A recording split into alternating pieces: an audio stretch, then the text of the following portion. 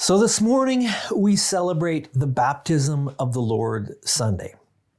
I actually had another sermon prepared for this video, and the words I think were good, they were true, and I may yet deliver it. But with the events of the world of this past week and the continual upheaval, it seems, of political structures, I, like many of you, have been laboring in my spirit.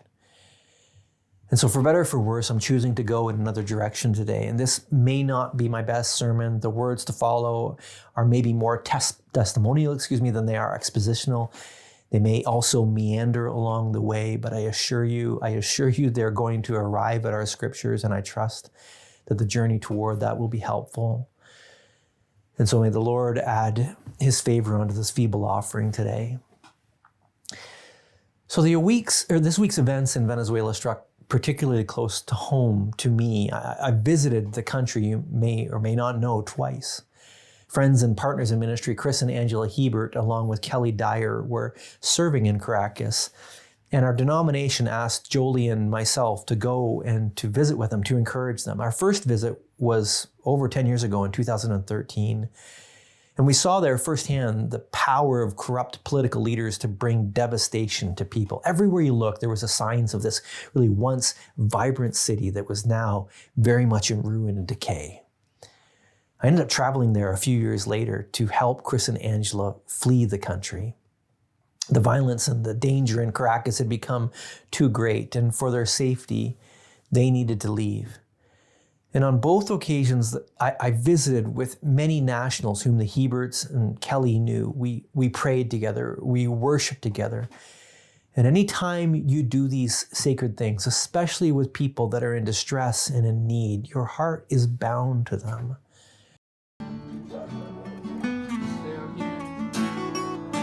Straight wide in the arms of Christ is a love that covers sin. No greater love have I ever known. You consider me a friend, capture my heart again.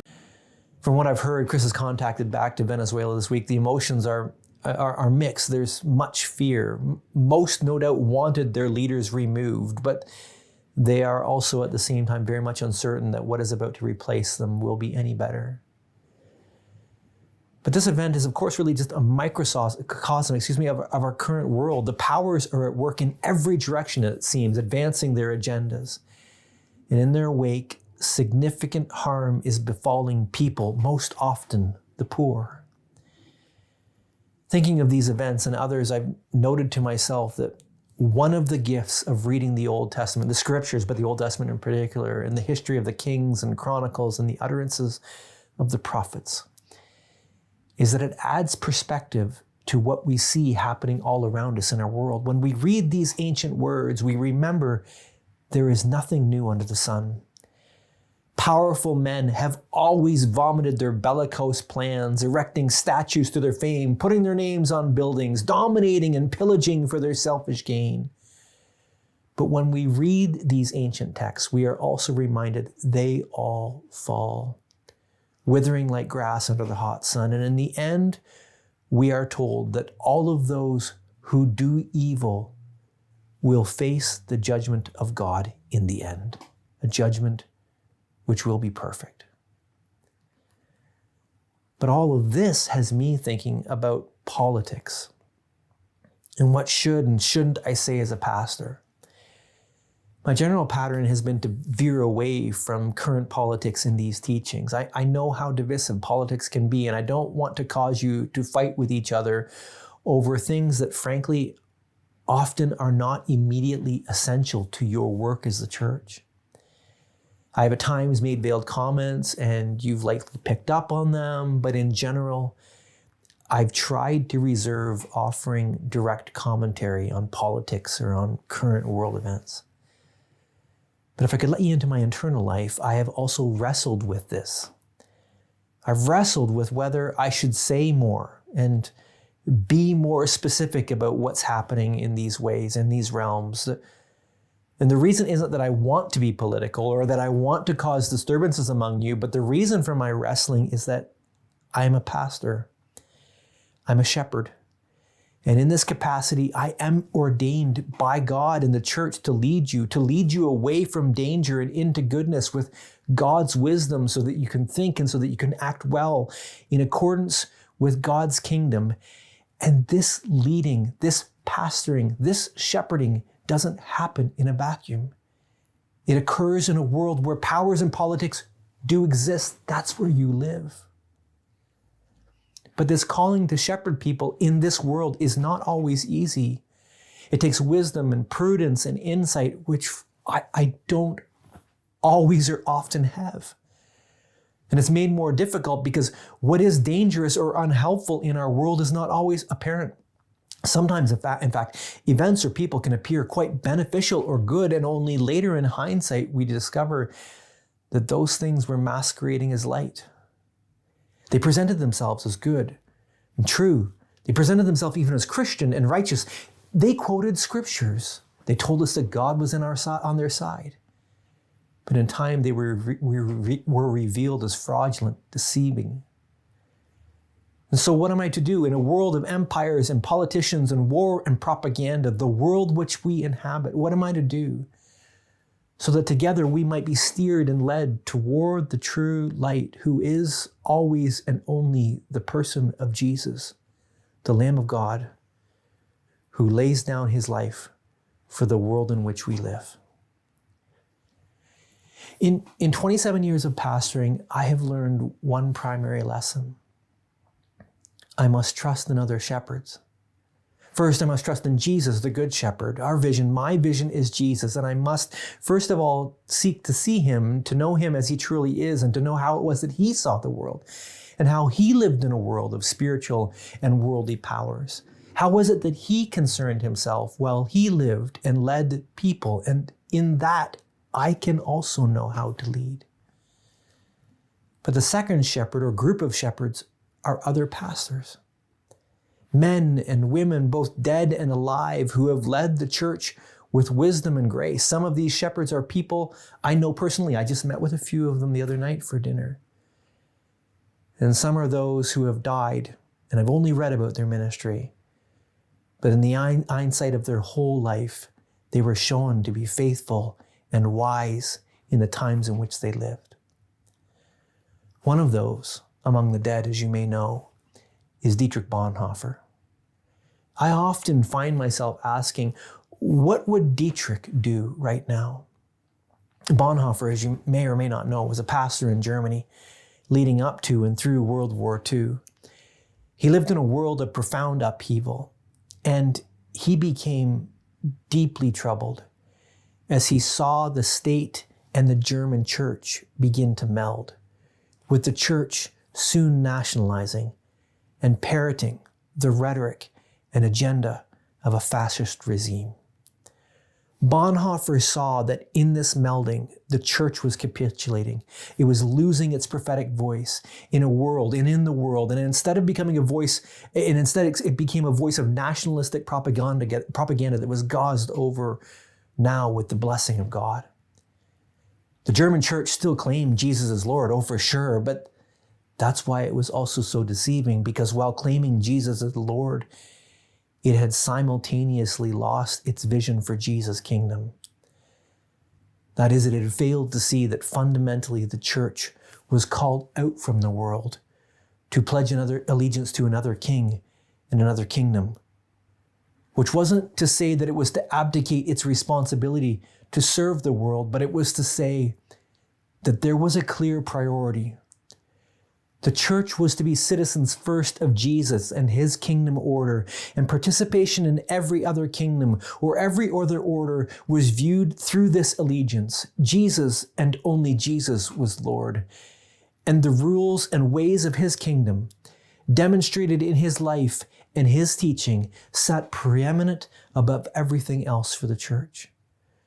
And so as the German church lost sight of this kingdom vision and fell into the kingdom of Nazi Germany, Pastor Dietrich and other pastors, they held strong to their prophetic voice, and they established in that time in Germany what became known as the Confessing Church. At the heart of the confessing church was something that was called the Barmen Declaration. It was written by Karl Barth, who was the 20th century's greatest theologian, maybe one of the greatest theologians of all time. And it had at its core the following 6 theses. I want to say them each to you. Number 1, the only source of revelation is the Word of God, Jesus Christ. Any other possible sources, earthly powers, for example, will not be accepted. Number 2, Jesus Christ is the only Lord of all aspects of personal life. There should be no other authority. Number 3, the message and order of the church should not be influenced by the current political convictions. Number 4, leadership in the church is not dominion. It is in service of its ministry entrusted to all its members. There can be no special leader, no Führer, apart from that ministry. The state, number 5, should not fulfill the task of the church and vice versa. State and church are both limited to their own business. And number 6, therefore, the Barmen Declaration rejects 1, the subordination of the church to the state, and 2, the subordination of the Word, that is Jesus and the Spirit, to the church. The Spirit and the Word sit above the church. Do you see? The heart of the confessing church, which history has shown was faithfully led by pastors of great wisdom, was to call the church out from the state and into the lordship of Jesus and into his kingly dominion. The church was to be influenced not by worldly powers, political or material, but by Jesus, the Good Shepherd, alone. And it's here now that we have finally arrived at our reading for today. Because as we celebrate his baptism, Jesus' baptism, we are also to reflect on our own. And more than just a religious rite, something that we do as part of our good Christian journey as we grow up, our baptism, we must understand is and was actually a radical act of protest against powers both worldly and spiritual. Plunging into Jesus, his death and resurrection, was our public identification that he was Lord alone, not Caesar, not the state, not any other power. Jesus alone, through the power of his Spirit, to the glory of his Father, was Lord and King, and no other allegiance was ever to be made. Your baptism, in other words, was your rejection of all other empires, powers, both spiritual and worldly. It was your Barmen Declaration, your embrace of a confessing church. It made you, to use the words of Paul, an alien and a stranger in the world. What would Dietrich do today, I ask myself, as powers shift, as leaders declare their manifest destiny, as they bomb and warmonger, announcing with the audacity that they are doing the bidding of God, as they call you to their nationalistic agendas, and as the gods of money and power and sex and celebrity continue to call you to their lust-filled altars, Dietrich would, on this Sunday, call you again instead to your baptismal vows, that you have died to this world, that you have been raised with Christ. And in this light, he would tell you to embrace Jesus and his kingdom again, and to reject all efforts to weaken the church by stealing it away from this consuming agenda. So on this Sunday, with tears in my eyes, I hear Pastor Dietrich calling again. Join him, and I join him in calling you to the same. As you hold on to this vow, recall also that the primary work of Christ's body in this world was demonstrated in his own life. You still have a work in this world. You are not called out to abdicate, as I said earlier on, your responsibility in this world. Yes, you are called into another kingdom, but that kingdom also then thrusts you back into the world. And what is it, that work that you do in the world? You lay down your life for the world. You lay down your life for the poor and for the needy and for the outcast, just like Jesus, the Son of God, did. And you announce into this world, there is another kingdom. There is another king. He sits on the throne. That king is eternal. And that king welcomes people from every tribe, from every nation, from every background to come into him and to be saved. Happy baptism.